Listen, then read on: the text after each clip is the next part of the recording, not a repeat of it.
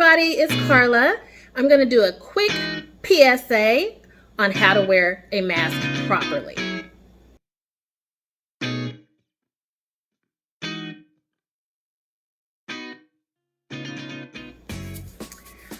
I was out today picking up my grocery. I did a curbside grocery pickup, and I was seeing people go in and out of the grocery store, and I was observing how they were wearing their masks. And I would say that 3 out of 5 people had them on correctly. There were a lot of people I've seen with upside down masks, masks under their noses. This is not going to protect you from anything, okay? So I thought if I can just help one person, if it could save a life, the life you save by watching this video could be your own. So please pay attention. For those of you who don't know me, I am a 3-time breast cancer survivor. Have survived stage 4 cancer now for the past 5 years. I know something about wearing a mask. The reason they are asking us to cover our noses and our mouths is because this is where we would inhale or exhale the virus, okay? So you don't want to inhale it. And if you don't know you have it, you could be exhaling it.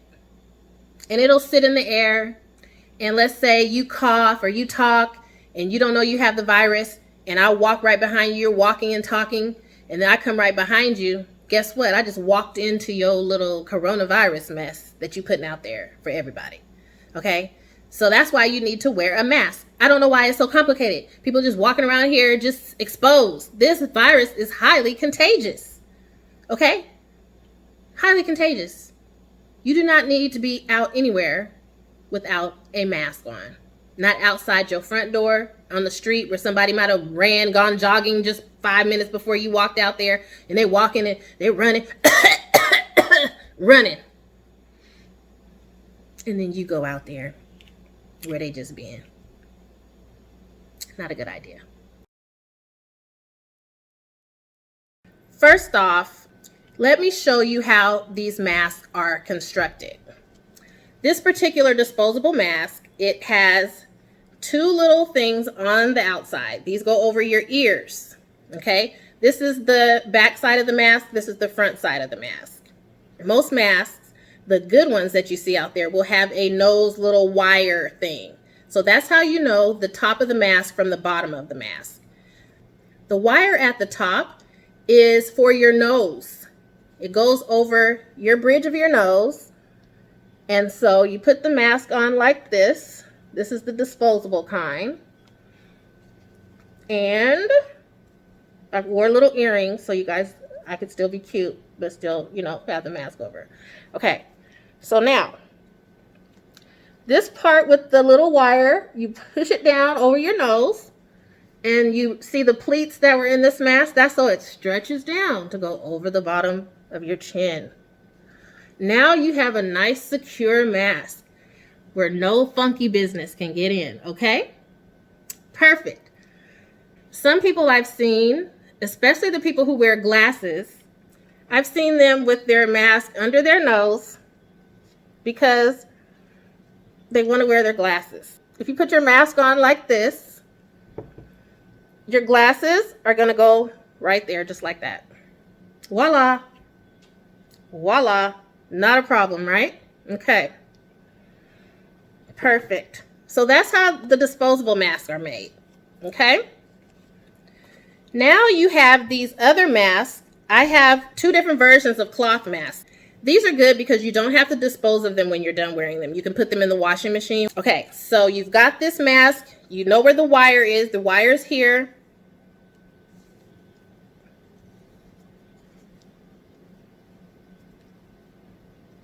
There you go. Voila. Mask, okay? Probably under your nose, nice and secure so things can't get in. This other mask that I like is the same thing. It has the bridge here, but it also has the pocket for you to stick in your filter. So now that we know how to wear the mask properly, let's talk about the different types of masks that you will need to combat the coronavirus. When I say N95 mask, I don't have an example of one of those here. Sometimes they look like this, but they're disposable looking, or they might be just a round mask, but you will know that they are N95 masks because they will say on them N95, and when you purchase them, they'll say N95. But those type of masks are harder to come by these days. They're reserving those for people in the medical field and essential workers. So what you're going to find out there for us regular folks is a disposable mask or maybe a cloth mask. So you need to know how to make your mask effective against the coronavirus. I bought some masks last year to help protect myself from the flu. They are just plain old masks. They will stop the flu. They will not stop the coronavirus. The coronavirus is a little smaller particle. So if you use this mask, it can get through this, right? So you don't want that. You don't want the virus to get through. So some people might say, well, I was wearing a mask and I don't know how I caught the coronavirus. I was wearing a mask. Well, if you were wearing a mask like this, or any kind of fabric or anything that would let a really tiny, tiny particle get in, you're not necessarily protecting yourself from the coronavirus. You need this inside your mask. You can get these on Amazon. They're going to take a little while for you to get them, but order them now so you can have them, in time. You don't want to wait. The longer you wait, the longer it's going to take for you to get them. So order these and put them in your mask. This particular mask has a pocket. You just slide it in here. And I want to tell you, these filters last, they say, about a week. So it all depends on how often you're going out and exposing yourself. If you go out once a week, then I wouldn't throw it out at the end of the week. But you just slip it in there, and then you just put your mask on. Okay? It's that simple. For this mask here, it didn't have pockets, but I didn't mind. I just sit it in there, and I just put it on my face. Just like this. Throw it in there. Make sure it's covering my nose and my mouth. And boom. Boom. You can do the same thing with this disposable mask. Just set it in there. Okay.